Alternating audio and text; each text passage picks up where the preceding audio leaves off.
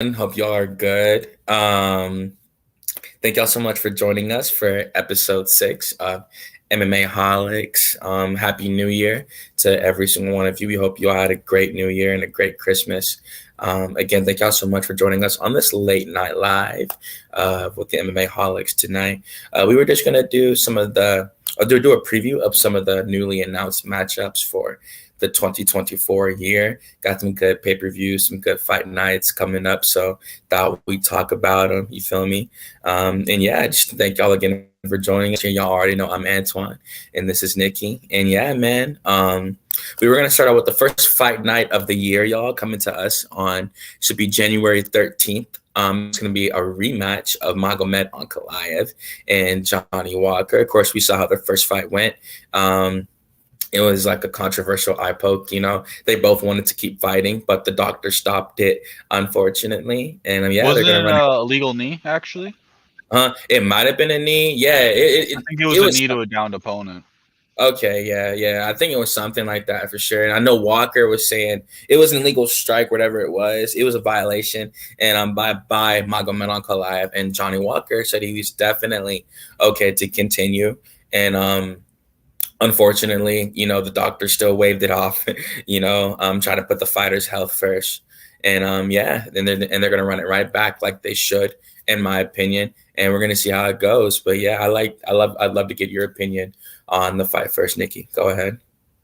Yeah, it was cool. Johnny Walker came into the fight and he was he was in that goofy mood, like it's like he never takes it serious enough, and it's like it's cool, but it's annoying because him not taking that serious, and he faked the liver shot, and he was like, "Oh, I'm hurt," and then he comes with Mhm. that flying knee. I mean, there was like edits all over TikTok of because it was crazy. He got that knee really high. He was like an inch Right. away from putting Magomed out with that. But then, yeah, I mean, that knee, what made them into a little, they got into this little scramble there, and he went down, he's on a knee, and then, yeah, I remember Ankalaev kneed him on the Yeah, ground, like you're they right about stopped that. it. and Illegal then knee. also you got more memes like Johnny Walker, where am I? I'm in the desert. uh, okay, now we gotta stop the fight. Mhm.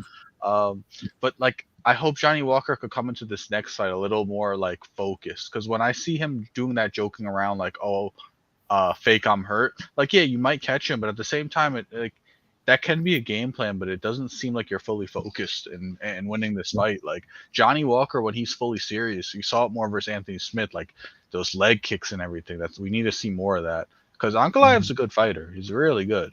That win Mhm. streak speaks for itself. So Mhm. yeah, that fight's coming up. Hmm. Right, I definitely agree. I think Magomed still has to really gain the respect back in terms of the hardcore MMA fans. A lot of people underrate his skill set now. Just really burst off like based off their personal feelings about Magomed. Unfortunately, we know that has nothing to do when the octagon door closes. He's still a great striker. Great, not good. Great. I think he has good power. He has good. Like great technique and the way he'll set up his striking. I know he's been going to decision lately, but it's really just because I think he's really just trying to take his time in the matchups and have a very cerebral approach. We know he was winning the fight against Paul Craig until like it was the literal last second, and he's tapped. And Paul Craig submitted him, and that's how he lost his O. And I'm pretty sure that fight haunts him, especially to this day, even to this day. 100% it does. And I think that one result changed his approach to every fight from then on there, and then it's worked to his success. He's been on a great win streak. Of course, he's had some no contests and some draws here and there, but he's still looking really good.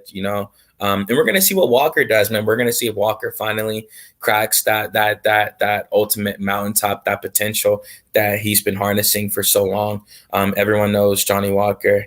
In his athleticism and the devastating power that he possesses on the feet, when he is able to really condense his striking into good combinations, and instead of doing a lot of overzealous moves that will overextend and get him off balance. He has good power in his hands. He has devastating flying knees, good body kicks too, and also good jiu-jitsu as well. I think he's really starting to show his overall game under John Kavanaugh, and he's just looking great.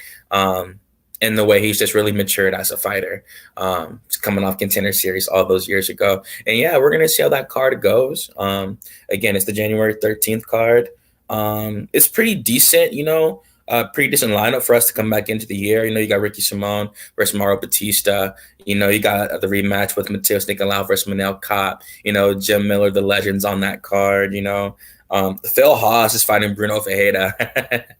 So that's definitely going to be pretty entertaining. And yeah, man, on the legend, former UFC heavyweight champion Andrei Arlovski's fighting the prospect Waldez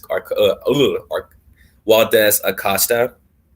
And yeah, it's a decent card, like I said. And also Marcus McGee, I love watching him fight. He's a really good prospect.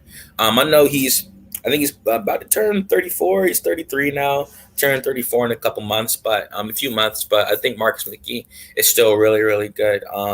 Especially to have only 9 fights. I think he's great. In his skill set, really fast for the bantamweight division. And yeah, that's the January 13th card. But moving on to the first pay-per-view of the year. You can kick this one off again, Nikki. Go ahead, man. I love your thoughts on the main event and the beef that we got between these two guys. Yeah, this card's setting up itself. It's gonna be great in Canada. There's definitely some tension between the two. We've never seen Sean Strickland so aggravated with someone. You even know when he does his stare downs, he won't look in his opponent's eyes because he thinks it's corny. Or he also says that I remember him saying, I think it was with an interview with Nina or something, that it makes him want to like kill his opponent or something. But yeah, I mean, he was furious. Like, I mean, he had the look on his face when he stared him down. And then the fight happened at our last pay-per-view at 296. And that's real. Like, that's not scripted. The only scripted part is that Dana sat them next to each other. But that fight happened on its own, man. Like, Duplessis said, "Come here," and Strickland told Gilbert Burns' kids to get out the way. It's simple as that. This fight's gonna be really good. I mean, we talked about it a few times, but the middleweight division is just always just kept on moving. There's always new champions, and this can really be one of those things. Like, Sean Strickland held that belt once, and then it went to Duplessis. Or maybe Sean Strickland holds this belt and defends it a few times. Right. There's a lot of good contenders in the division. You got Adesanya, he's still there. Whitaker has an upcoming fight against Paulo Costa. If that one falls through, hopefully he does, and we get that fight. You also have Hamzat Chimaev, and yeah, I mean, that division's interesting. How do you feel about it? Yeah, man. I love it, to be quite honest. I think this is great for the UFC, and obviously they know it too, with the way that they actually posted a fight that took place outside the octagon. In the midst of the fans like that, they posted it to all the social medias, and even previewed it during the night of the fight, just trying to set up their next pay-per-view. And I get it. You got to make money at the end of the day. That's how the fighters get paid, and that's how they put the fights on for us. But talking about the fight, I think it's a great fight. I think it's for the first time in a long time in the middleweight division, we're having a middleweight title fight where it's really two good, well-rounded middleweights. I feel like Israel always really had the striking advantage over most of his opponents, and he decided to have really good takedown defense to keep the fight on the feet, and like who was going to beat him on the feet, and so Strickland and Pereira came along, and yeah, man. So with these two guys, we've seen when Strickland has hit the ground, he's really good when he's able to scramble. He's definitely not a fish out of water. He has good jiu-jitsu technique in the way like he'll scramble off his back, and like reverse it and like work his way up back to his feet. Even when Abus Magomedov had his back, he was able to break away from the body lock and get back up and get top control. And of course they got back up to the feet and they started striking again. So that really showed this well-rounded game even back then. Of course, that was Abus Magomedov, and that's an unranked middleweight. But it's really more so about the technique of Sean Strickland that I'm praising. And yeah, I mean, he has that championship level boxing, that championship level chin. I know he's been knocked out, of course, but Pereira has legendary power at this point. He's won 2 belts with that point. He's the 9th fighter, the only 9th fighter,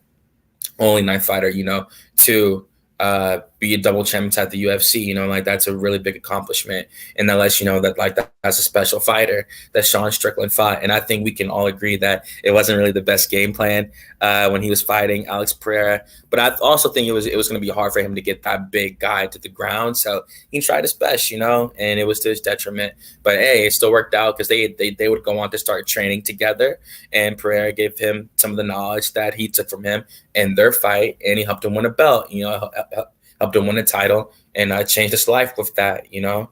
And yeah, going to Dricus, it was really cool to see, you know, how he really got his way up. You know, he was doubted a lot, and I think rightfully so. You know, I do think the nose problem really was an issue for him in most of his fights with Darren Till, with Derek Brunson. Like he was gassing out a lot. You know, he would be in the third round still marching forward, but his mouth would be wide open.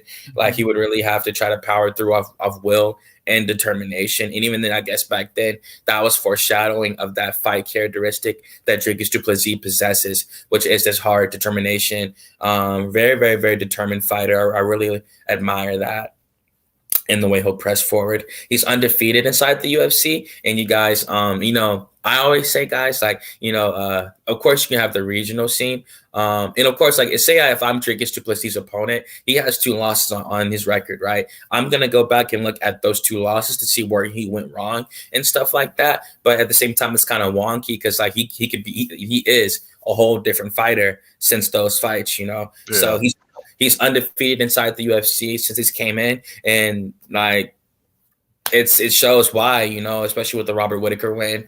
He was a massive underdog. Robert was like a minus 375 or something like that, and he really put a number on Robert Whittaker, you know, at UFC 290. Like that was a beautiful performance he put on. It's pretty crazy, like how like a few months ago, like back on like September 1st, everyone thought, well, no, not even, because Dricus beat Robert in July. So I guess like back in June, you know, no one saw Israel Adesanya and Robert Whittaker losing for a really long time, I guess, you know, you could say. And then both of them ended up losing like in dramatic fashion, you know, like that's crazy, you know. Sean took out Izzy and Dricus took out Robert, you feel me? And just those wins alone really showed that they were going to be on a collision course for a hell of a fight. And it's just the beef sprinkled on top. I really love that because I love the storyline that it brings now. And I really want to talk about what you said with Strickland. I think he doesn't like it. I don't think he's ever had a person really get to him like that before, you know? And he told him he got to him. He gave him the credit that he did indeed piss him off when he said, like, I'm going to, you know, beat you like your father and stuff like that, you know, because we all know that the terrible childhood that Sean Strickland had. And that abuse. I mean, you tell the world your insecurities. Right, and like, yeah, they're use them against you, you know, like he gave someone the blueprint, and someone finally used it against him. They just had to test it. I mean, I bet Dricus probably went into that press conference thinking, "Oh, I'm gonna say this, but like no, I ain't like do anything."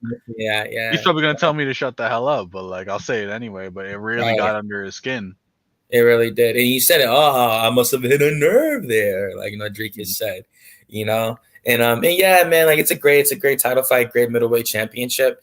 Of course, we can't give no early lean, y'all, no spoilers. But it is a great fight, I think, between 2 well-rounded fighters. I think in terms of the skill sets, like Dricus has the power, but I think Sean has the pressure. I think Sean has really good pressure. We know the way he'll walk the opponents down, like literally just like, and it's like touch, like, you know, fight the hands, jab, just keep walking down. He'll throw his knee up, you know, for like some defense in like the lower region, especially if his opponent's going to shoot for a takedown while he's pressuring forward like that. And it's just like he's really good with his shoulder roll defense too. But then how's that going to fare against the power of Dricus du Plessis? Robert was hurt off rip from the power. I think Robert hadn't been hit like that in a pretty long time by a power puncher. And that definitely, like, of course, you fought Jerry Canier, but that was, you know, a little while ago. And like, yeah, I think, you know, when he came in and fought Dricus like that, he just really wasn't expecting that, you know. And yeah, it's gonna be a great fight. I can't wait for it, you know. Especially their actual press conference, because they're gonna talk trash again. And yeah, I can't wait for that. And talking about the card, of course, we have the vacant women's bantamweight title fight between Mayra Bueno Silva and Pennington. I want to give these ladies the respect right quick. Of course, this is the co-main event. This is a whole title fight. We're going to see who picks up the crown from Amanda Nunes when she left it in the cage at UFC 289. Still thinking about that sometimes. Of course, we miss you. Shout out to Amanda.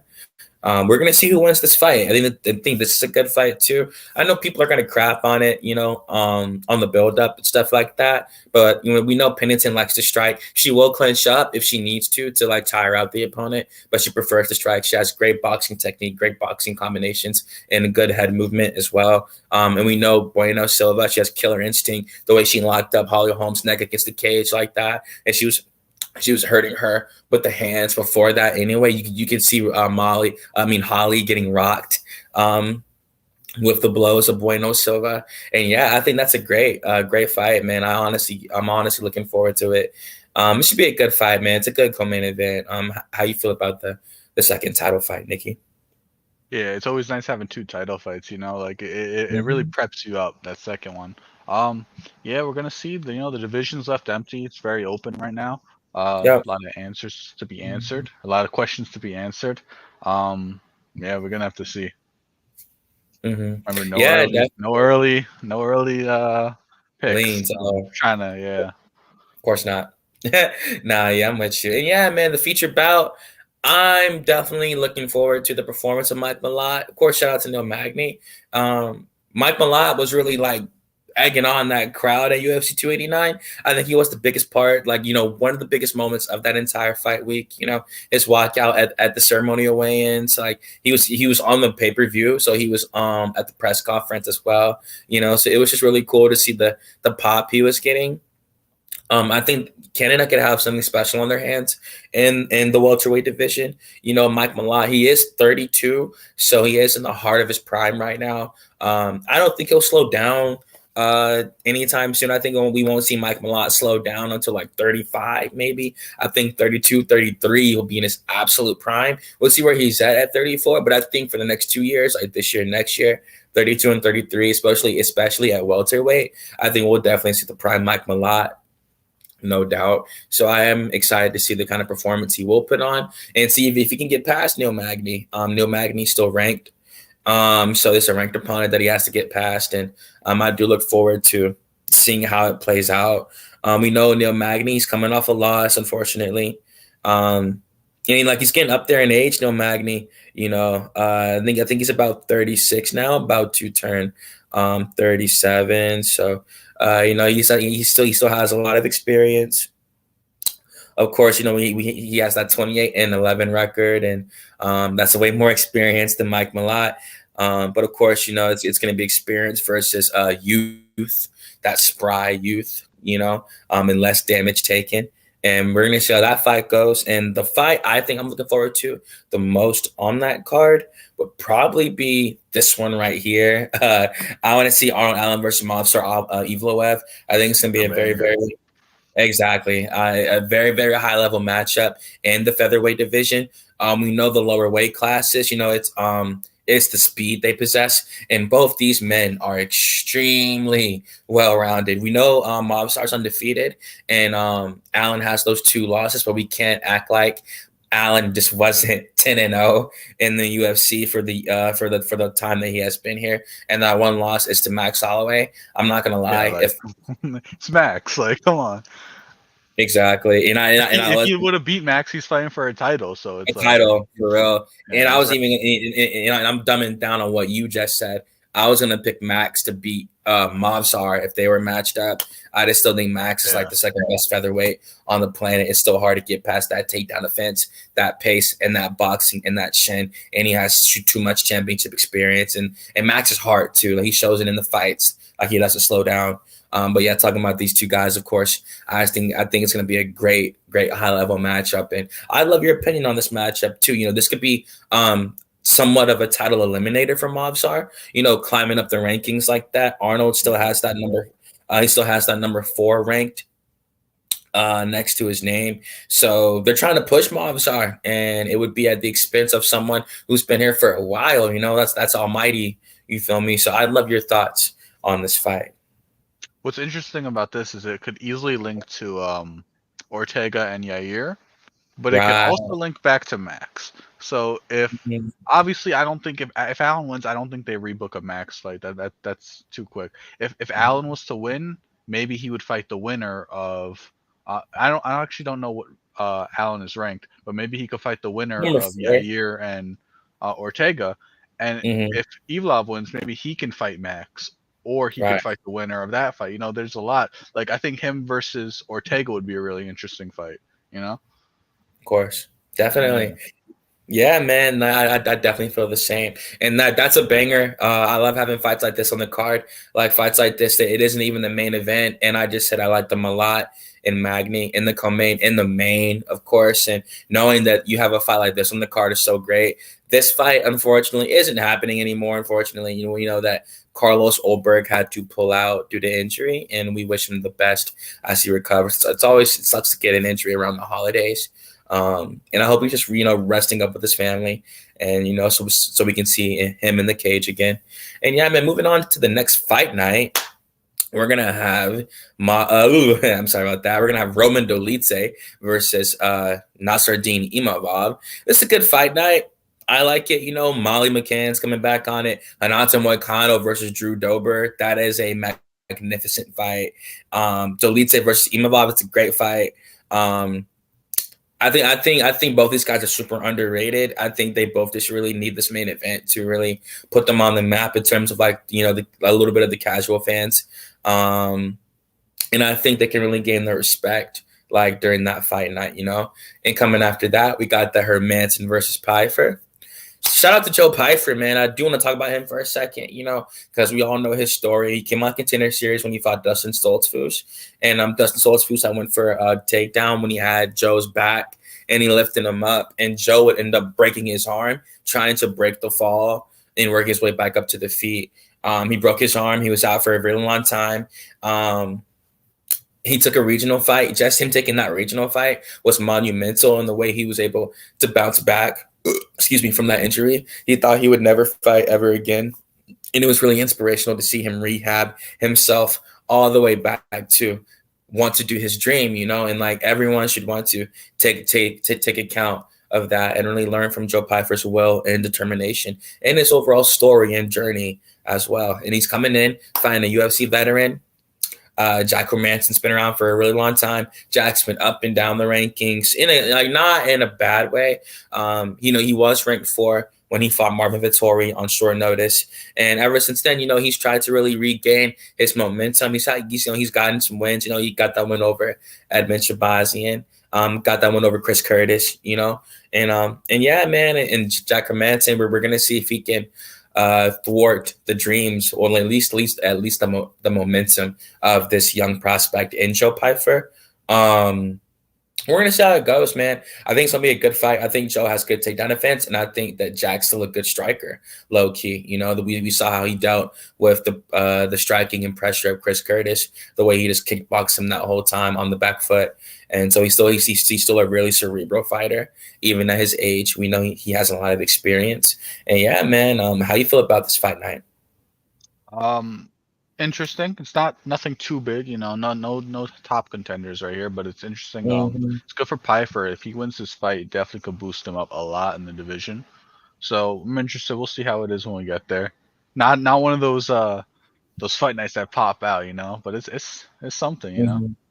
Of course, yeah. For me, I am happy to see Joe get that step up, and it's good. And like I said, I really like his story. Outside of that, we got Brad Tavares versus Gregory Rodriguez, Adolfo Vieira versus Armin Petrosian. Got a big one on that card, and Dan Ige versus Lerone Murphy. That'll be a good one. And we got the return of Michael Johnson versus the return of Michael Yeah. Johnson. Yep, the legend fighting Darius Didn't even know Flowers. that before we started this up tonight. Right, yeah. I did not know MJ was taking the fight, but yeah, he's coming back, man. It's cool. And we got Loma Lagumi on that card. I always love watching Loma fight. Really high level striker in the strawweight division. And Jeremiah Wells, he has crazy, crazy power. And even then, for some 2 extra names, just like a couple extra names, it's a pretty good card, y'all. Devin Clark's on it, and yeah, we got Trevin Giles on it. So fighting Carlos Prates and we got Jeremiah Wells fighting Max Griffin. So we got some decent fights on there. It's a decent fight night, like my man Nikki said. And yeah, moving on to this beautiful pay-per-view though. This gorgeous pay-per-view. Yeah, man. I'm gonna start this one off, bruh. We saw what happened at UFC 294 on that afternoon, or wherever you lived, however you watched it. And we saw how it ended, though. Everyone saw how it ended. It ended by a head kick with Islam Makhachev getting the victory over Alexander Volkanovski. Of course, we all know the story. He took it on 10 days' notice. A really, really, really unfortunate result for Volkanovski. He was really emotional after the knockout. Very, very vulnerable state that we're not accustomed to seeing him in. And yeah, man, I felt bad for Volkanovski. I didn't want Alex to take the fight, but you got a family to feed, and yeah, man, he tried to be great. Just like his nickname. And he's coming back in February, man. He's coming back 4 pay-per-views later. I'll be quite honest. I did want him to still take a little bit more time off.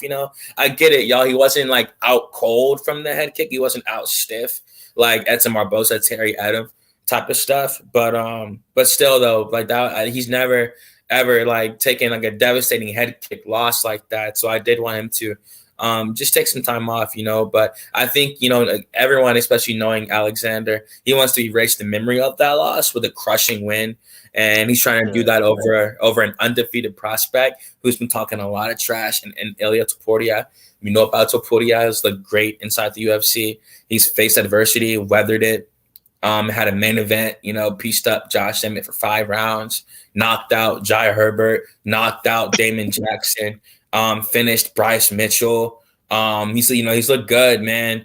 And of course, everyone knows what Volk has done throughout his career, especially in the UFC. And yeah, man, I love your thoughts on this new featherweight championship. Yeah, so the other night I was actually watching the Volk versus Holloway series through. It was just like I was in the mood to watch some Volk, and I was like, let me watch some Volk versus Holloway. So I watched I watched the first 2 fights actually. I watched the first 2 fights, and it was, you seen the fights. It's good fights. It was surprising Volk had hair back then and everything, and it's like anyone who has any doubt if Volk can win. This isn't my prediction, right? But like anyone who's doubting Volk in this fight, putting him into this fight as the underdog, go watch Volk versus a featherweight. Remember, his last 2 fights were in lightweight. Go watch him against Yair Rodriguez. Go watch any of the fights against Holloway. Go watch him against the Korean Ortega. Go watch him against Ortega. Bro, go watch Volk's title reign. He is still the champion. Just because there was an interim champion, shut that down at 290? Yes, 290. Shut that down, man. Yeah, but I'm not trying to take away from Topuria at all. Like he is a great fighter. His record speaks for itself, and he's getting this title fight because he deserves it.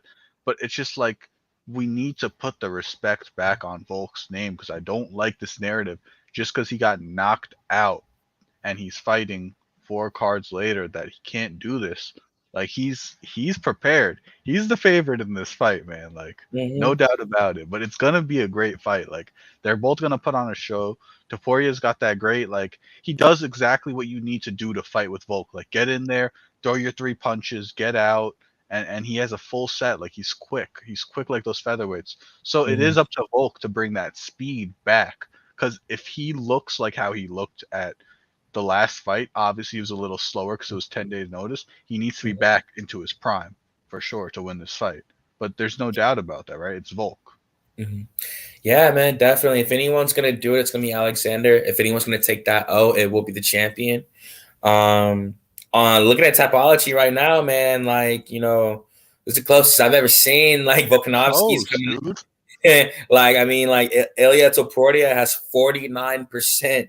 Volkanovski by 51, and that's a 2% advantage, y'all. So there's a lot of people, hardcores included, that most definitely have Alexander Volkanovski losing his title on the night of UFC 298. We're gonna strictly because of 290 though. Like if you're just like coming into that without that fight, look who Topuria has fought, and then look who Volk has fought. Like when you stack those resumes, how does 51 to 49 make sense there? As a fan vote. They Like, it's want to crazy. see Volk lose. That's as simple as that. And a lot of people are also high on Ilya. He's really well rounded, man. He's super young to be that good. Like, he is super. And like, yo, I will say, because me and Nikki always say this off camera and stuff. Um, we always talk about how guys, there are certain, and you guys know this throughout sports too. There are certain fighters that have auras, like auras of invincibility and things of that nature, based on the performances they have displayed in the past, you know. And Ilya, you could definitely say, just given this personality, um, his performances, like his skill set, you could say he has an aura absolutely about him. He's undefeated. I think he's 15-0 now. So it's not like he's 14-0. 14-0. I said 15-0. Chill out. He's 14-0. But yeah, and like even just stuff like that. Like it's really more so about what he's shown in the fights. You know, he got dropped off that head kick by Jai Herbert when, you know, a few minutes later, knocked him out with like an overhand right, you know, and that's a lightweight. That was up a division, you know, and like it was just beautiful to see him deal with the adversity well and not crumble off the head kick and stuff like that. And yeah, man, I do think that this is going to be the biggest test, one of the biggest tests that Volkanovski's ever had. I can't say it's the biggest because he has fought Max Holloway 3 times. Just saying that alone, it's just like, you know, it's crazy. You feel me? But we're going to see how it goes. That is a great challenger that he has in front of him. And yeah, man, the co-main event of that card, Anaheim's a pretty good card in my opinion. I really do like Anaheim a lot. You know, we got the former UFC bantamweight, the former double champion, Henry Cejudo coming back to fight Merab Dvalishvili. Of course, we all know, in my opinion at least, this is a number 1 contender fight. You can make the case that Merab Dvalishvili should be getting the title shot literally right now. And this could be Cheeto and Henry fighting, you know, but they're not, you know, unfortunately. And yeah, Merab's going to fight Henry, and this is still going to be a good fight. 2 high-level wrestlers. Henry's 37, you know, so he wants to stick around after losing the title fight at UFC 288. Of course, there were a lot of people that thought Henry Cejudo could have became the 2-time bantamweight champion on that night, you know, so definitely was still competitive. So I see why he wants to stick around. But yeah, we're gonna see how it goes, man. How do you feel about this? You know, this is the co-main, I believe, or it's gonna be like the feature bout, because I know that Robert Whittaker versus Paulo Costa is also on this card too. So definitely one of the biggest fights of the night as well. How do you feel about it? Yeah, there's no word yet if it's a 3 or 5 rounder, but like it's one of my most anticipated fights of the year. Like I really want to see how Merab is gonna take this fight. Like Cejudo's not someone you could shoot for 50 takedowns on. I mean, Cejudo is so good. I mean, you Very seen smart. the last fight with Aljo when Aljo was trying to take him down. This dude did a full split on the Right. cage, and it took him about like 20 seconds to get it. He got him down, yeah, but Very like athletic. it took him like Mhm. 20 seconds. And Cejudo will get right back up. It's gonna be a great fight. I really want to see their game plans for each other. Mhm. I would like a 5-round fight, but a 3-round fight just brings even more, you know, technique into it. It brings a little more energy into it. With Mhm. Cejudo, last fight, like it was almost like, wow, he should have took one fight before he came back and fought Aljo, and then he went and got a split decision I loss, guess you the know. But champion, right? a split decision at that. If you look at Colby Covington coming back after the years of taking off, he got a majority loss there, and you know he looked very different how he Like came back. 39, Cejudo, 45, like Cejudo came back, and you could say he lost a step. The only step I would say Cejudo lost was at the last minute of the fight. He didn't give everything he had swinging for the moon. That's the only complaint I had with Cejudo in the fight. But I mean, he fought a great fight, and this one's going to be good. It's against his boy. You know, the fight styles are going to be very similar with Merab and Aljo. So you know, Cejudo has a little advantage, but so does Merab because now Merab has in his ear the whole game plan.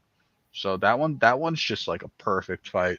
You know, like yes, sure, Merab could be fighting for the title here, but this one's good. This one is really good. mm-hmm. Right. Definitely. And yeah. Yeah, man, it's definitely. I agree with everything that you just said. It's gonna be a good card, bro. And yeah, I think yeah. Also, we got Tatiana Suarez is on this card as well. Yeah, man, like it's kind of crazy, you know. They kind of got her lower on the card, but it's not the full bout order yet, so it's not like anything's official yet or anything like that. But yeah, man, we're gonna see how it goes for Henry. He's still one of the greatest fighters of all time. I really still love watching him fight. I didn't think he was going to come back at UFC 288, but he actually did. And put on a hell of a performance. And yeah, man, moving on to the next fight night, we got UFC Mexico. Great card, man, in my opinion. I love that they're really showing love to Mexico now, man. Like, it's really cool. I guess they really like, and I get it took a minute, but like the fighters have held titles now, and like they've headline pay-per-views to the point where they can really sell out arenas now. And like they have their legends, they have their Mexican legends now. Grasso, like, yeah, I get it. Like, she hasn't really quote unquote defended a belt yet. But she's still like, she's definitely a young legend in the making for sure. Just how she beat Valentina the first time. And like, she's in the record books forever now as the undisputed champion that ended that win streak, And yeah, we got Brandon Moreno, the former two-time flyweight champion, one of the greatest flyweights ever, in my opinion. And he's fighting Amir Albazi. Of course, Amir Albazi's coming off the win over Kai France. Some people thought he might not have won that fight. Unfortunately, it was pretty close. And like, yeah, it was definitely a close fight for sure. And yeah, man, how do you feel about the main event? It's a good one. A Brandon Moreno non-title fight just sounds crazy. Crazy, and right? It's gonna look crazy seeing him come out as the in the red corner without a belt. But yeah, it's interesting. Like, a lot of people thought, after that fight, regardless if he gets a title fight or not, screaming that you deserve the title fight after that kind of win, like, a lot of people were upset with it. I remember that night. I remember I came home from work and I'm like watching it on my phone and I keep getting disconnected. I come home, find the decision. I'm like, really? And then I got to rewatch the fight, make the decision for myself. But it's still a great fight, like we said this a few podcasts ago, but like, there's this certain group in the top of the flyweights, and it's like, we're really going to see who's who rises to the championship, to the the top contenders, and who falls under and has to fight those lesser guys. It's going to be interesting. Right, of course, definitely. Yeah. And like, yeah, man, even looking at the card, the co-main event is pretty insane. It's a rematch. I'm glad they're running it back. We got Yair Rodriguez and the return from the number 3 ranked featherweight contender, Brian T. City Ortega. He's been out for a while, man. We all know what happened at UFC Long Island on that fateful afternoon. Yair Rodriguez I pulled for a armbar after Brian got him to the ground. And Brian tried to pull his arm out, just scrambling in a fight, and he popped his shoulder out. You could see it when he fell back, and you can see Yair felt bad. Of course, in the moment when he saw he got injured, but he would celebrate after, because on paper be a TKO win, and he probably knew what the stakes for the fight were. That Dana probably told him in the back that one of you guys are going to fight for the title if you guys win this fight, whatever. And he at least fought for the interim title, against Josh Emmett. And, of course, he went on to fight for the undisputed at UFC 290. So we saw what that win really did for Yair Rodriguez and what that loss did for Ortega. It put him on the couch for a long time, unfortunately. On paper, he's coming off 2 losses. Of course, we all know it was a shoulder injury. And he's been off now, if you want to count it, technically 2 years. But of course, the fight's going to be in February, and he got injured in July of 2022. So it won't be a full 2 years. But it will indeed be a big layoff for Brian Ortega still. It's still a good fight, I believe. I thought it was a close fight at the time the fight was made. And yeah, I think it's still going to be a fun fight, man. I just hope Brian comes back well off the shoulder injury. I think he took this amount of time off purposefully. He really want to give his body the time to heal. And I'm really happy to see him back, man. How do you feel about the featherweight matchup? Oh, also, and it's 5 rounds. It's a 5-round co-main event. Dana blessed us with that. It's a 5-round co-main, just like how the first meeting was, and this fight should have been. I always felt like if you're in the top 5 of any division any fight you do should be 5 rounds, because like say you're the number, like how we just talked about, say how Arnold Allen is fighting Movsar Evloev. That fight, in my opinion, could be 5 rounds, because if Movsar beats Arnold, he'll be in the realm of almost fighting for a title. And you don't want these guys to get in there and not haven't had a main event and they gas out in a 5th round, 4th round. Mobstar was a champion on the regional scene before he came in, M1 Global, I believe. So you won't really have to worry about that. Mobstar was already a champion before he came into the UFC. But still, though, I just think, it would be cool if the top 5 fighters from all the divisions had like a 5-round fight before they got to their title fights. And yeah, man, how do you feel about the co-main? I think it's a great fight again. Yeah, I've been kind of screaming on Twitter for the past few months about, where's Brian Ortega? Who's he gonna fight? And I've been like begging for him to get that Aljo fight. That's why I wanted Aljo to come into the division and introduce him to it, but he didn't get that, unfortunately. But my timing was very close, very close. I was hoping he'd come back for that, but this one's good. I was watching the first round of that fight too the other night. Yair was throwing kicks at that dude. They were coming right for him. So I mean, he has 2 years about to sit on that and decide what he's gonna do. It's gonna be a hard fight for Ortega. I mean, just crossing that distance and getting the fight to where you want it to be is gonna be very tough. But the legs come for you. You could put him in a leg lock or something. Dude, this is gonna be a great fight. 5 rounds. Thank you, Dana. That's it. Yair got outclassed his last fight. But we still know what kind of fighter he is. He's got some insane kicks, some great striking ability. And Ortega, I mean, you could look at it both. They both fought Volk, and they both, they brought their game to Volk, and Volk just outclassed them both. So it's really great. This is another one of those times where you really get to see how the division really balances it out. Like if there's a hierarchy in the division, this fight proves it, because they both fought the champion. They both lost to the champion, So it's going to be interesting. Yeah, man, definitely. And yeah, I definitely agree with everything you just said, man. I love how you just laid that out. It really also, I do want to shed light on, Yair got, and also guys, quick correction. Mobstar fought an M1 challenge. I'm sorry about that. It was M1 challenge, not M1 global. And yeah, man, Yair, he received that headbutt in the UFC 290 main event. Alexander Volkanovski, it wasn't even like a clash of heads for Yair. It was like, because Volkanovski's shorter, so he was coming up, and Yair's got clubbed to the chin off that bald head, off that cranium. I don't remember that. That's crazy. Yeah, and Yair got hurt. Off it was like that. It happened around like the 3rd round.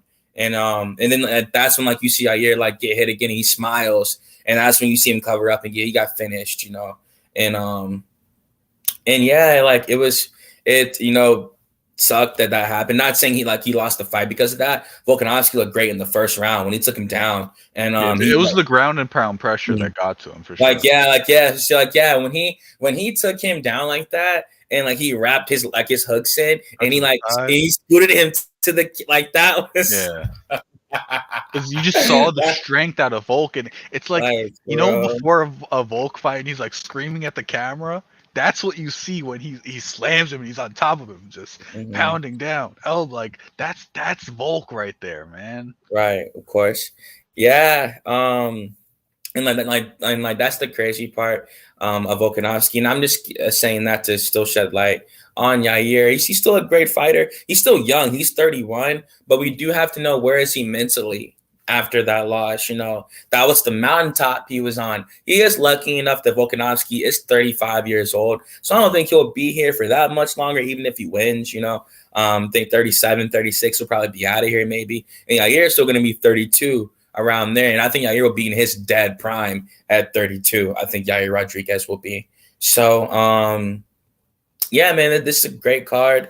We got the return of Yasmin Hauerguay on this card. We saw how she lost to Denise Gomes. That was a brutal knockout. That's how she lost her O.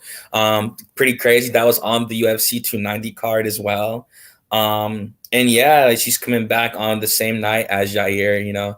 And like, yeah, it's really cool, man. The UFC is doing this, really giving them their own card like that. And it's beautiful, man. And even then, before we go to the next fight night, they're also doing like the Noche UFC in the Sphere in Las Vegas. So that fight night is going to be that'll be the only fight night where you see me. I'm looking like around like the actual place and not looking into the octagon because Yeah. like a ticket to Like, what are get they into gonna the do? Sphere. Like exactly. Like that's what I want to know, the kind of special effects they're gonna have and stuff like that. I know And like the what are they gonna commercial. track the fighter? That's the most interesting part. Right, like seeing all the stuff like as you try like that, that's gonna be like crazy. And even though like the sphere, how like like the commercial breaks are gonna be crazy when it shows like all like the fires in slow motion in the sphere, like when it's like the features and stuff when it goes to commercial break. But yeah, that's the UFC Mexico card, great card. And I do like how like this really shows you, that Brandon Moreno, like they love Brandon Moreno, like he's in the main event. They could have put Yair in the main event. He's in the bigger weight division. That fight might be even a little bit more explosive based off third strike, that year striking stuff like that. But I think that they're really high on Brandon Moreno. They know how big of a star he is in Mexico. You can really make the case he's almost like over there. He's definitely a legend to them. 1,000% they consider Yeah. Brandon Moreno a legend in Mexico. In combat sports period in Mexico, whether it's fighting or mixed, boxing or mixed martial arts or whatever. And they I definitely consider. actually heard my bad. I actually heard Very that like good, a lot continue, of please. like Hispanic households, like their Mhm. parents know the quote. They don't know much UFC, but they know the quote. Like, I'll be champion. Maybe not today. Maybe not tomorrow. But like they know that quote, and they like Moreno because of that quote. I've seen a lot of people on Right. Twitter, like in the comments on the fight, they're like, "Oh, my parents don't know about the fight sport, but they know that quote. They watch it on YouTube, whatever." So that's really cool to see that like just a post fight speech could just be that big, that big for a whole country. Of course, yeah. And that's the thing, like you put them on the map, man. Like, when you inspire, like when you inspire a whole nation like that. And that's the thing, like I'm not trying to compare them, but it's the star power. They see the opportunity for another pioneer of another country. Conor McGregor was so big because he had Ireland, Khabib was so big because he had Russia. And that's when they matched up. They had countries behind them. It wasn't just like Sean and Drika, so they're just talking trash and like it's unexpected, so we like it or whatever. Khabib and Connor had the countries behind, like their fans will fight each other outside the arenas on their behalves, just to like go to war for them, and like that's what made that so big. And with Brandon Moreno, he can have Mexico, man. If he didn't lose that belt at UFC 290, I promise you, this UFC Mexico, he's defending his belt on this night, like on like his own special night. It would be a title fight, a championship title fight, and he really like Amir Albazi might have gotten like the title shot, and like this could have been him defending the belt. Of course, if he would have beat Pantoja, and all that kind of stuff. And yeah, even then, he's still getting his special night. Even without having his belt, he's still the number one contender. And yeah, like he'll be the very last man to make the walk on this night. So that walkout is going to be absolutely insane. And yeah, this next fight night has a TBD on it. So I guess they're still cooking some stuff up So for us. basically, this is we were gonna do this at the end, but since we're just going in the order, we'll do it right now. Obviously, this is supposed to be the Saudi Arabia card. Yep. So there is Mm-hmm. rumors. So we were gonna talk about rumors at the end, so we'll do it right now. There is Right. Okay. rumors that Islam Makhachev and Justin Gaethje have been in negotiations in the final Mm-hmm. processes to get that fight signed, and there was Right. also talks that Umar Nurmagomedov and Hamza Chimaev are supposed to be undercarding that. So that is like insane for a fight night. We got a title fight and we got two people who are in the upper ranks. Because Umar, I think all signs are pointing to him and Sandhagen being rebooked, no matter when Mm-hmm. they fight next. So I think that fight right there, no matter if Hamzat or Islam fight there, I think Umar Nurmagomedov versus Corey Sandhagen is guaranteed to be at Saudi Arabia. Hamzat Mm-hmm. Chimaev, we have no word on an opponent. We do know he's at middleweight now. He beat Kamaru Usman in his last fight. So like, Right. who do you think would be a good opponent for Hamzat? For Hamza on that card, And like what? think not main event, think possibly co-main event to main event. So yeah. For Hamza,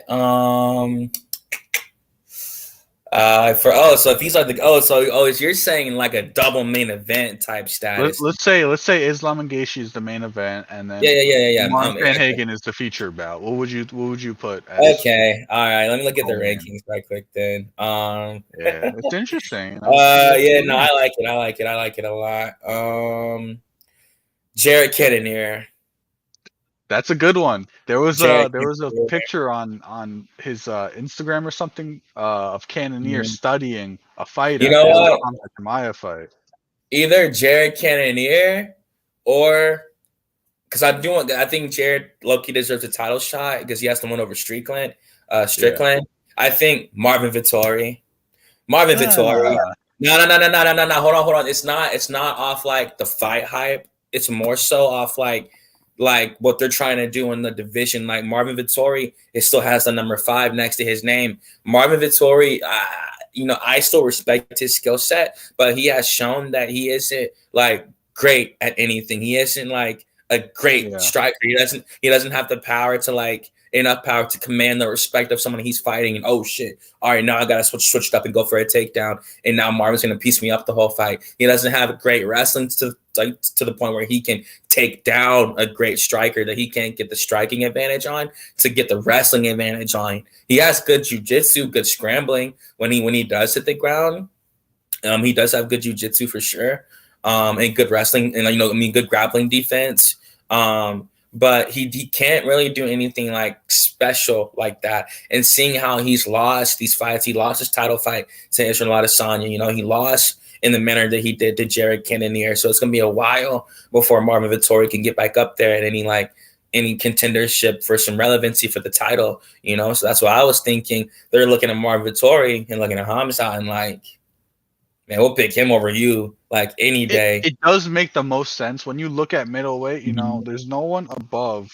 And I think Jared, unless they go Brandon Allen, right. Is that the fight to make though? Because I think Vittori is a bigger draw than Brandon Allen. Because exactly. Because Marvin's a personality. We know his personality. He's headline pay-per-views. You feel me? He's headline fight nights like the ABC card and the Marvin Vittori in the Jack Hermanson fight too. So I think it would just be a bigger draw. And he's had some time off since the Jared Cannonier loss. And I think on paper he's fighting down, so he definitely has to defend his rank. Absolutely. And I think Jared should get the title shot. I think Jared Cannonier is strapped in with the seatbelt off the win he has over Marvin Vittori. Like he set the record for the most significant strikes ever in a middleweight fight.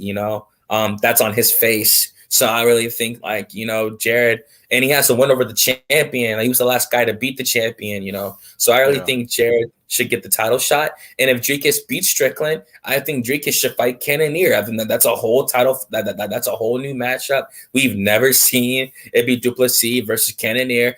Two dudes with a lot of power. You can even make the case that Jared Cannonier might have a little more power than Dricus Duplessis. Of course, that's debatable. But still, we would see that play out in the cage if they were to fight. And yeah, that's my endpoint on that. I just said Marvin Vittori because I think he's on the downslide right now. He lost momentum, and Hamzat still has this momentum. Of course, it got flagged a little bit because of the Usman adversity. He didn't finish Kamaru, even though Kamaru took it on 10 days notice. I think we all know how. I mean, bro, Usman's one of the greatest fighters ever, not just welterweight fighters ever. So, yeah, not making excuses for Hamzat, and I think he messed his hand up in the fight as well, so he definitely couldn't grapple. And in the first round, so he definitely couldn't grapple that well outside of the first round. He was still throwing blows. We saw them at the end of the third round; they were going crazy. Ricardo Lamas, like Max Holloway type stuff. So, yeah, but yeah, how do you feel about it? You feel me? And also, last thing I did want to say, and yeah, that's my answer to your question. Marvin Vettori versus Hamza Chimaev. And I did want to say, if I could think of another main event for this card, I would think like if they were to rebook like Sandhagen versus Nurmagomedov, if they were to rebook that and make That that would be like a fine main event right there. the Like that's co-main. awesome right there. You can't Yeah, complain. the co-main. And yeah, Oh, my bad. You're good. no, you're good. You're good. I was listening to you. I was just gonna say I agreed. Like that's the fight to make. You can't make a better fight than that in the middleweight division. Cannonier, like it's interesting because like you couldn't book him against Chimaev, but if he was to wait, like okay, he could fight the winner of the fight. He could also fight Dricus regardless. You know, he could fight Dricus win or lose. I think that still pans out really good. Because you still got to remember Israel's still in the division. He's just lingering there whenever he wants. You also got this Costa and Whitaker fight coming up that even goes through. So there's a lot in the middleweight. It's interesting. And that's why it's still to be determined because we don't know. It's all speculation. Also with Islam and Justin, that's a great fight. You know, people want Islam to fight more lightweights, so he's doing it.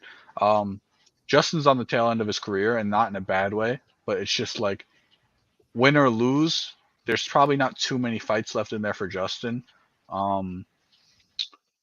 It's like, see, now it's interesting because Justin got tapped by Khabib. So we see how he fights against these dominant wrestlers, you know? Like, it's the same thing with Dustin and Chandler. It's like, if you gave all three of them a chance at the title right now, as great as they are in the lightweight division, I don't see them winning.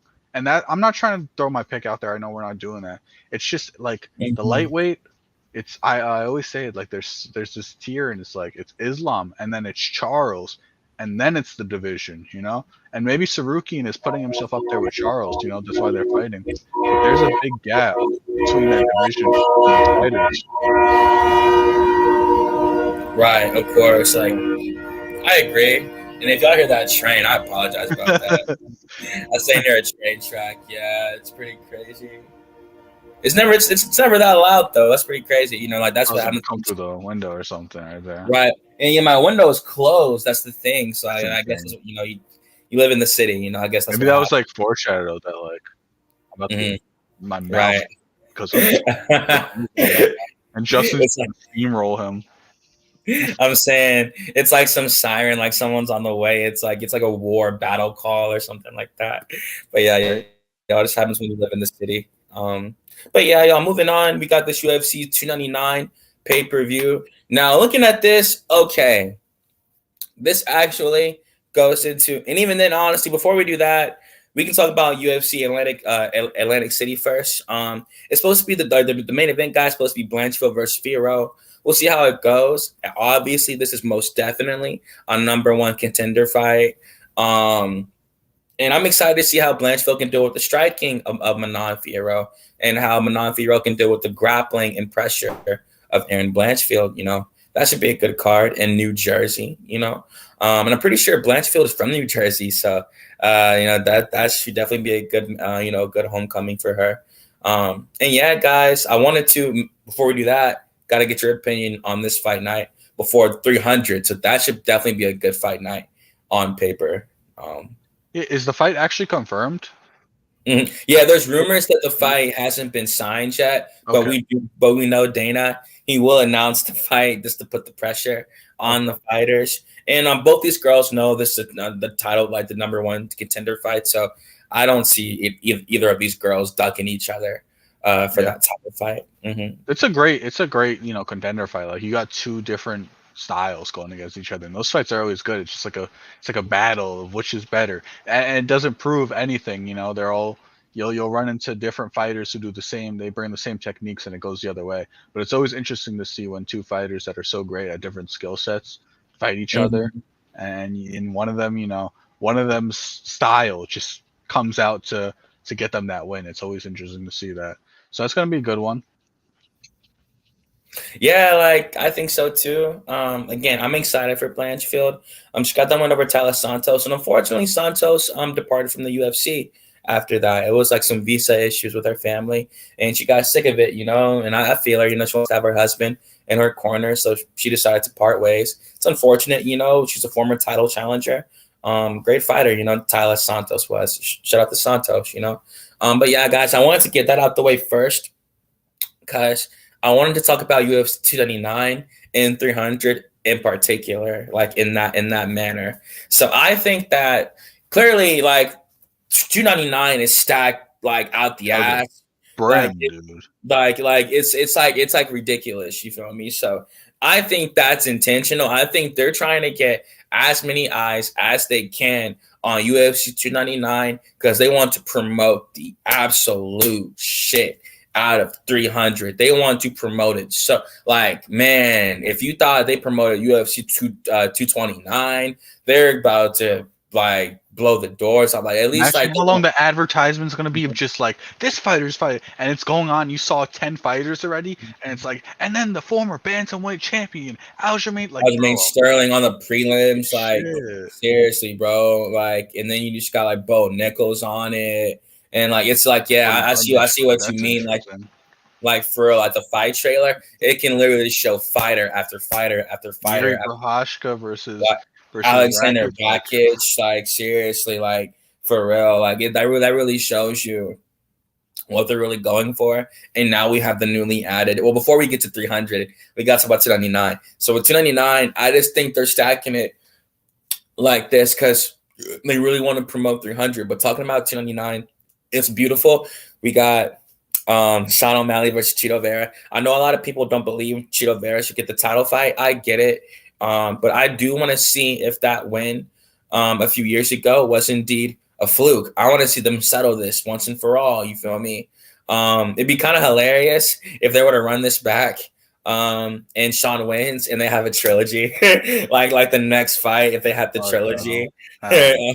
O'Malley versus Vera 3. It could happen. It'll be 1-1. So but I do want to see if that was indeed a fluke or not. I want to see if Sean O'Malley can really avenge that loss. And if he does, like in some people's eyes, will be like 19 and like if you avenge the loss, you're like 19-0 in some people's eyes, especially if they were to really run it back and he beat him twice. You feel me? So he would definitely be like 20-0, and some people would definitely see that as a fluke, But even then, I can't say 20-0 because some people think he lost to Piotr Jan, So it is what it is. What they want, but the record's on the books forever.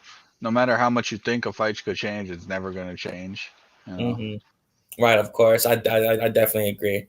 And yeah, man, like I see what you mean, for sure. Like, and this card though is like pretty ridiculous. Even if we like go down the names, I just from like Gilbert Burns versus Jack Della Maddalena versus Della, man. Even oh my god, like even this right here, like it shows you they're trying to make a passing of the torch type of setup. Gilbert Burns has been at the top of the welterweight division for a little while now, and he's a very massive fan favorite. Everyone loves Gilbert Burns, especially he fought Hamzat with no hesitation. You feel me? And he kept saying all last year, 3 fights, 3 finishes. He finished Neil Magny, in the way that he did. And like he tried to beat Bilal Muhammad. Of course, we saw that he got injured in that fight, unfortunately. And he lost it, but he's trying to get back on the horse. He's still ranked high in the welterweight division, of course. I believe he's still the number 4 ranked fighter. So that shows you that they're really trying to push Jack Della Maddalena now. Like they're getting to the point where they want to see how far he can really go. He got that one over Kevin Holland at Noche UFC. And they're getting they're going to push him up the rankings now. Jack Della Maddalena is number 11, and he's fighting the number 4 guy. It just seems like Gilbert Burns has a knack for being like in the top 5 and fighting dudes that are like 12 and 11 and 13. Like it's crazy. You feel me? But it's a great fight though. It's a beautiful fight. How do you feel about this one? I'm excited. I mean, Jack's really good. You can't sleep on Jack. A lot of people are going to come into this fight with picking Gilbert because he's a fan favorite for sure. And Gilbert, great power, amazing jiu-jitsu. But Jack's a great fighter, dude. Like he's really good. He He won the Hafez fight, right? It was him. He won. It was a controversial decision. People said It was Hafez. close, yeah, but he didn't want it for sure. It was close. It was split. Yeah, It was people like close. he had the one round. He just dominated. Should have been like a 10-8 or whatever.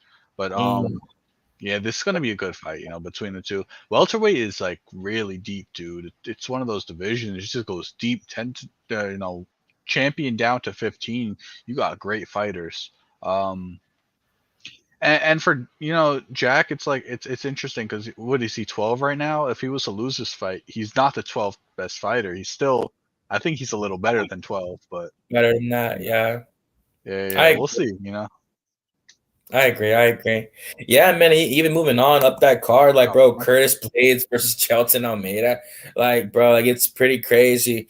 Just looking at this, you feel me? Like Piotr Yan versus Song Yudong, like, and then Kevin Holland versus MVP. This man's finally coming over. Like, I thought a fight like this would be on UFC 300 because this is star power. This fight's a spectacle. Boy, Miami. Like, yeah, for sure. And I am fine with that though. Like, they're making Miami be one of them cities, y'all. It's like when they go to New York, when they go to Miami, you feel me? When they go to Abu Dhabi, you feel me? And like, yeah, it's gonna be those three places now. And like, it's also like the December card from the last card at the end of the year. They're always gonna stack it. So like now when they go to Miami, if Dana says another Miami card, it's about to be stacked. He wants nothing but his popular UFC fighters walking throughout the strip of that Miami strip the whole week. He wants to have his best talent on display for the world, for all those fans. And this fight's gonna be amazing. I can't wait for Holland versus MVP. It's one of my most forward two fights of the year. I'm not gonna lie. MVP is just finally coming over to the UFC. It's gonna be crazy when he finally has the gloves on and like he's walking over. I get it. He's 36 years old, but I don't think he's slowed down in his skill set. He's still very adept at what he does. Still very fast for his age. And Kevin Holland, he's very well rounded. Coming off the loss to JDM, still a great fighter though himself. I like Kevin Holland a lot. I love the Trailblazer, big mouth. You feel me? And like, yeah, I mean, it's gonna be a great fight. How do you feel about the touchdown of Michael Venom Page? Like, shout out to UFC. Like, there was doubt they were winning the sweepstakes from. There was talks that the PFL like had him, right? And then we saw the leak of Dana had the Nelk boys recording, and you saw it in the background. So it's like, once you saw that, but then you hear PFL has him. It's like, what's going on here? And Dana was like, what's going on here? Dana wasn't even flexing it. Like, Dana won't flex that. He doesn't care. He's got it. Yeah. Like they're not gonna make Dana sweat. At least like you're not gonna see them make Dana sweat. You feel me? Dana ain't gonna be pressed about these dudes. Like Dana's never worried about any of these dudes, man. Like Dana's mindset, it's like you could have MVP. That doesn't make you guys better than us. Like at all, MVP and still not put together. And I'm not trying to shit on it, but like we all know the UFC has the best fighters in the world, right? Like that, like it doesn't pay the best maybe for everyone. Like it's just the legacy, like it's the legacy. You feel me? Like it's like even then I was watching the Weighing In podcast with John McCarthy and Josh Thompson, and they were talking about like because Joe Rogan had a quote earlier. Like in like last week, a couple weeks ago, where he said, if you're fighting in the PFL, it's like you're playing in the NFL or the XFL. You want to play in the fucking NFL, like verbatim, Joe Rogan, and he said, NFL being UFC, and I get it. It really comes down to like, what do you want out of your career as a fighter? Like, do you want to really like, tell your family, like, I'm really fighting like the best dudes from across like the planet. Like these dudes come like from Siberia, from Russia, Moldova, like the Ukraine, like Japan, Asia, like everywhere. They come from everywhere. Tajikistan, like, everywhere. Kazakhstan, like, and they're martial artists, like well adept fighters that can do everything, Well, at least some of them can, Another way to look at it, it's like, look at Shane Burgos, right? Like in the UFC, he was a middle ranked featherweight, right? Right. Josh Emmett and Edson Barboza. And but then he goes over there and he's like headlining cards at he's a big draw. They shoved him into the tournament just like he wasn't even supposed to be in the tournament, but they put him in the tournament just so he could be there. There's a difference, man, and it's not even a knock. It's just what it is. You can visually see it, and if you don't want to admit it, you it's almost like stubbornness trying to be like, oh, PFL is just as big. It's not. It's not, man. It still has good quality fights, man. But I look at it like this before we move on to 300, and finish out 299. I look at it like this, man. Like the UFC, they sell out arenas effortlessly, man. Mhm. I've gone to a PFL. Like I told you, I live in Atlanta, Georgia. Like they'll come down there to the Overtime Elite Arena. Like Overtime Elite has maybe like 3,000 seats in it, maybe 2,000, like 4,000 max seats, 4,000 max, if that, you know. And meanwhile, UFC, they've done stadiums, man. Like Israel Adesanya fought Robert Whitaker at Marvel Stadium. That was like 85,000. Like that was like a lot. That was a crazy amount of people that night. That was crazy. You feel me? And everyone's talking about like they could do a stadium show again in the UK because they finally have 2 UK champions, you know. And the UFC, the bare minimum, they're selling an arena out, a 23,000 man arena. Like PFL, I don't think they're gonna sell out an arena. And it don't matter what the card the UFC has. It could be one title fight with a bunch of blah blah blah. People are still gonna like. There's still gonna be dudes there for that main card. Yeah, seriously, like they are still gonna go. You feel me? People are gonna crap on it. They're gonna say whatever they want throughout the whole month, fight week, whatever, blah blah. But what are they gonna be doing on Saturday night? Watching those fights, you feel me? Some people won't. Some people are really gonna be like, "F that fight night," and you know, I get it. There's always one premier fighter. Look at 289. Like everyone was like, "That card sucks." Yeah. Charles Oliveira's fighting. Yeah, right. As a co-main event, they'll still be there for it. Exactly. And as soon as Charles made the walk, it felt like a pay-per-view instantly. You feel me? Just with the pop that he got. And certain fighters be on pay-per-views, you know? Only certain fighters, you feel me? But yeah, yo, this is 299. And again, guys, I mentioned that because I think 299, again, Almeida versus that could be a main event. Gamrot versus RDA, that could be a main event. Like Song Yadong versus Petr Yan, that could be a main event. Like that's just crazy. You feel me? Like Lauren Murray versus Karine Silva, you feel me? And like, you know, Karine Silva's going to step up and we get the title fight. So I really think they're stacking that fight. They're that whole pay-per-view just to be like the appetizer to UFC 300. I wouldn't be surprised because UFC 300 is on April 13th. This card's on March 9th, so it's over a 30-day time period. So they would have some time to promote it. I wouldn't be surprised if they waited till UFC 299 to announce the main event of UFC 300. Man, they would announce the co-main, the feature bout. They would just keep dropping like fight by fight every week or so until the night of March 9th. They would announce the main event, and Dana could even say, "Hey guys, make sure to be watching tonight. At the beginning of the pay-per-view, we will announce the main event of UFC 300." Like, what if they did it like that? Like, just to, and 299 is already a stacked card, and it would just be a massive atom bomb of hype, in my opinion. The most they could do for one of their biggest cards in a while, you know, in my opinion. The thing you got to realize about 300 is they have to put 5 fights that are better than Yuri Prochazka and Aljamain Sterling. You know, that's insane. They have to put 5 fighters, like 5 fights that are over those 2 fighters' fights, and we have to see what it is. You know, it's gonna be crazy because those are not main card fights; those are official prelims. Exactly. And like it has to be 3 title fights at least. Like they haven't done 3 title fights since like UFC 261, man. That was a long time. That was the first card back with fans in Jacksonville after COVID, you know. So I don't think they've done another 3 title fight card. They haven't since then. So if it's gonna be any card, it's gonna be this one.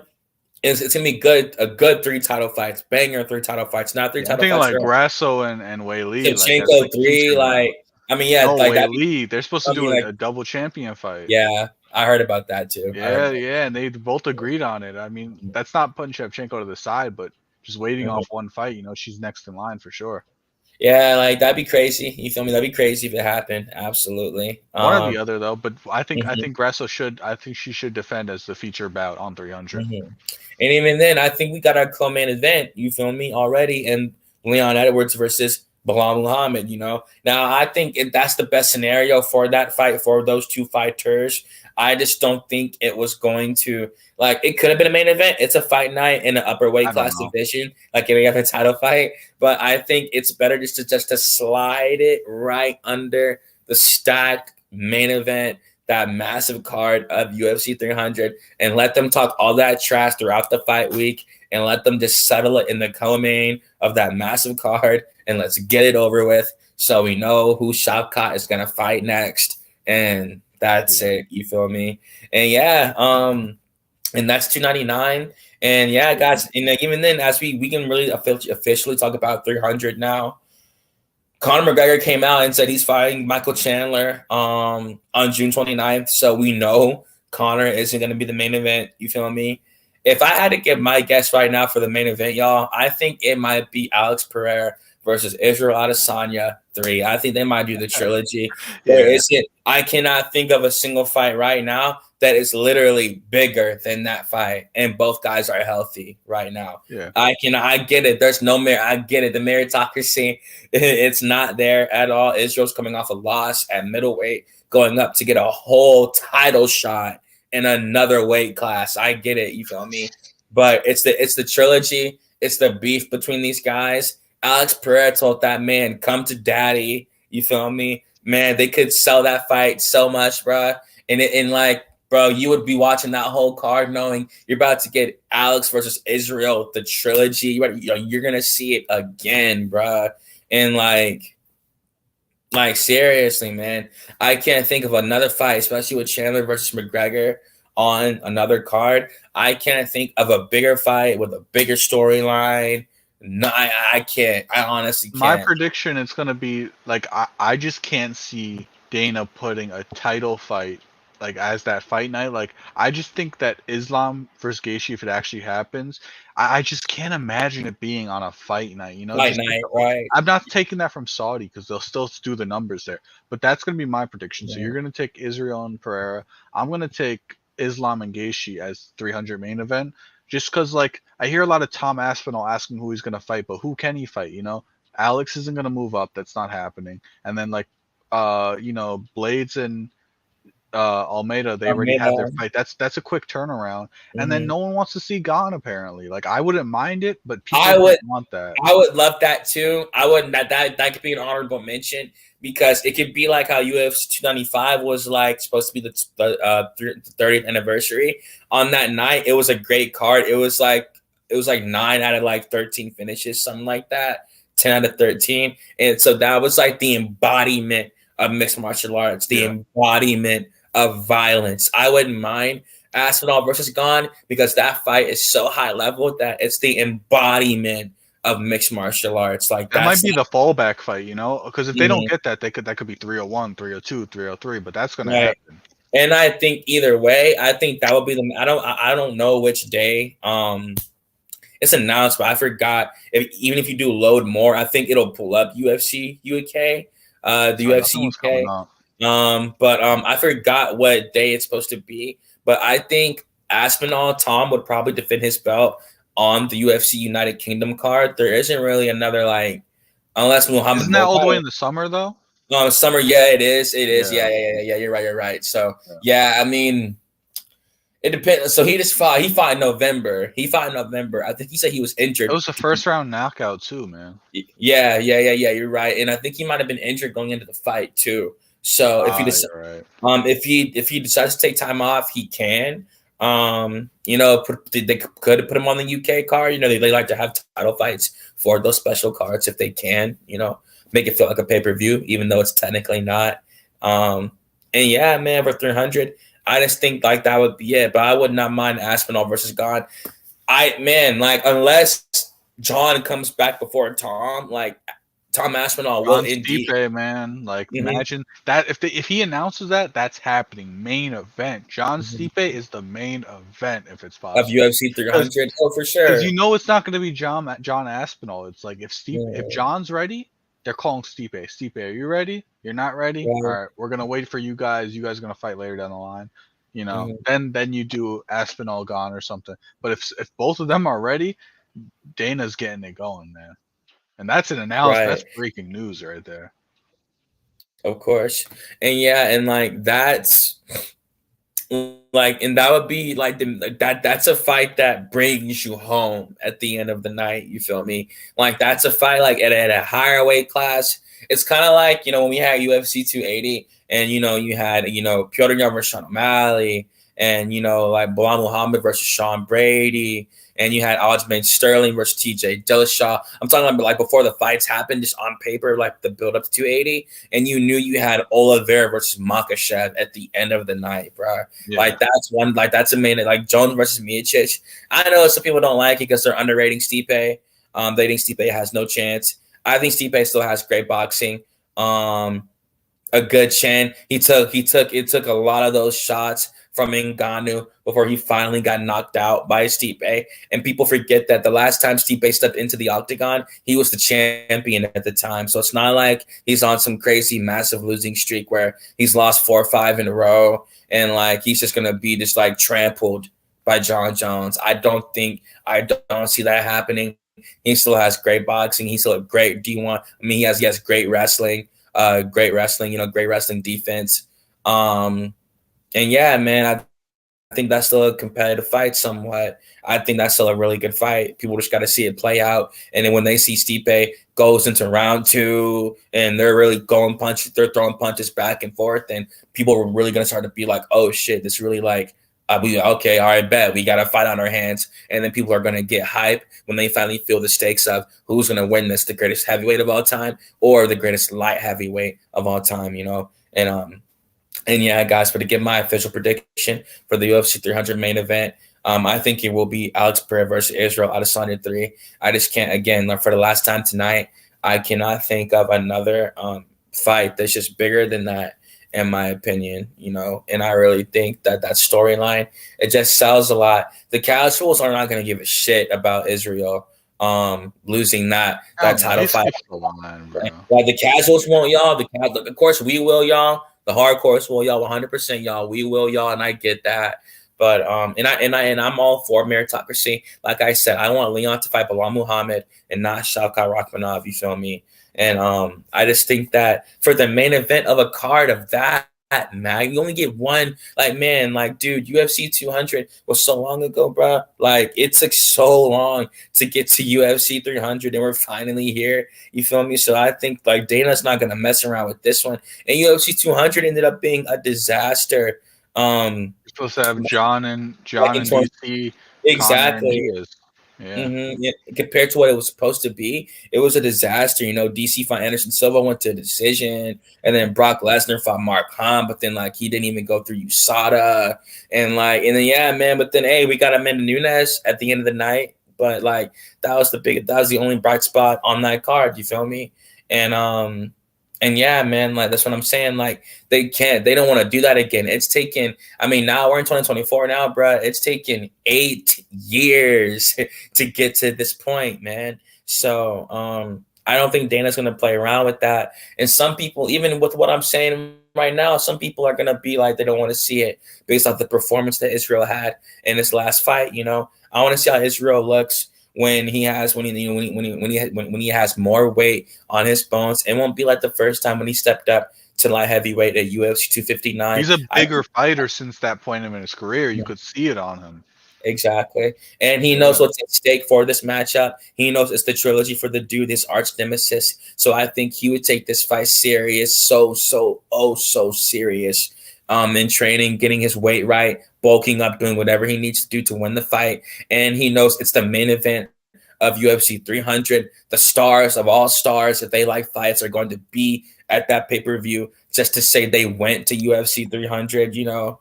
And that's going to be a monumental card, man. And I really think that that's a fight that at the end of the night can bring us home. And yeah, I think it'd be a great fight for the Izzy haters. Y'all can see him really reach his ultimate end at 300, or for the Izzy lovers, you know, you could see him like bounce back in a massive way, you know, and they would have to worry about the whole Izzy being like light heavyweight champion and stuff the next day and stuff. But just for like 300 for the night, for that massive occasion, like telling everyone like that Friday, bro. I mean that Monday, dude, I can't wait for UFC 300 this Friday. And the cast was like, bro, 300 is here, bro. What? And they're like, yeah, that whole thing, like dudes that haven't, been watching and stuff like that. And, but yeah, guys, we wanted to preview the 2024 matchups all the way up to UFC 300. You got any closing thoughts on UFC 300 so far, Nikki? Or That's it for me. Like I'm interested to see who fills out that card. Like, we're gonna get Max. We're gonna maybe see that'd Nate be crazy Diaz come too, back bro. and fight on that. There's a lot of people. There's a lot of people who haven't fought in a little while that could definitely fill out this card. And we can make some good fights. You could see, the Diamond DP over there. Right. A lot of dudes. Hey, Jamal, I don't know what's going with Jamal Hill, but Jamal Hill, Alex Pereira, maybe that gets to there's a lot that can happen. There's a lot of hypotheticals, and Of course. it's interesting. That's my closing thoughts. Just waiting to see what we got. Yeah, man, it's a good layout for the year that we got so far. Like I said, the fights that we can't see, we got the Sphere, we got UFC UK. They're going back to Abu Dhabi, even outside of Saudi Arabia. We know they're going to go to Abu Dhabi. And yeah, guys, it's going to be a good year for the fights. If I had to say my fight that I'm looking forward to the absolute most, it's probably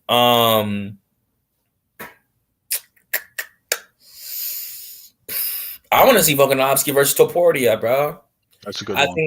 I think it's just a really, really, really super duper high level matchup. I love high level matchups like that. Like when Cyril Gane fought Francis Ngannou, or at least what it was supposed to be. Like everyone at the time, everyone thought the UFC 270 main event was going to be like the apex of heavyweight martial arts, like the mountaintop of what it's supposed to look like. With how those dudes were in shape and shredded and like 265 and great martial artist, and it was still a good fight. I enjoyed it. Cyril Gane could have won that if he didn't make that mistake, but yeah, man, that was it for me on this night, guys. Thank you so much for joining us during our hourly session for this preview of the 2024 matchups for the UFC. Again, we hope you all had a wonderful New Year's Eve and a wonderful New Year's Day today. We're clocking this in at about 12:54 a.m. January 2nd now. So we love doing these late night lives, these late night streams. Always join in, and please put your comments in the chat. We love hearing from you guys. Just number one thing, just please respect us, because we always will respect you guys, always. And we love having you guys here. Thank you so much for watching us. Please don't forget to like, comment, and subscribe. Please turn that notification bell on and follow us on our social medias. We'll have those in the description. The likes do so much for us, guys, putting us, getting us out in the algorithm in front of other MMA fans that want to see content similar to this. And so we can connect with other dudes and put out even better content for you guys. We got a lot of ideas we haven't announced yet. And just keep tuning in, just keep clicking on the videos, like and support it. We always appreciate it. And yeah, Nikki, you got any more words, or you good, homie? Let's go into the new year with some great fights, man. That's it. That's it, man. Thank y'all so much for joining us on this evening. God bless you guys, and good night. Enjoy the fights.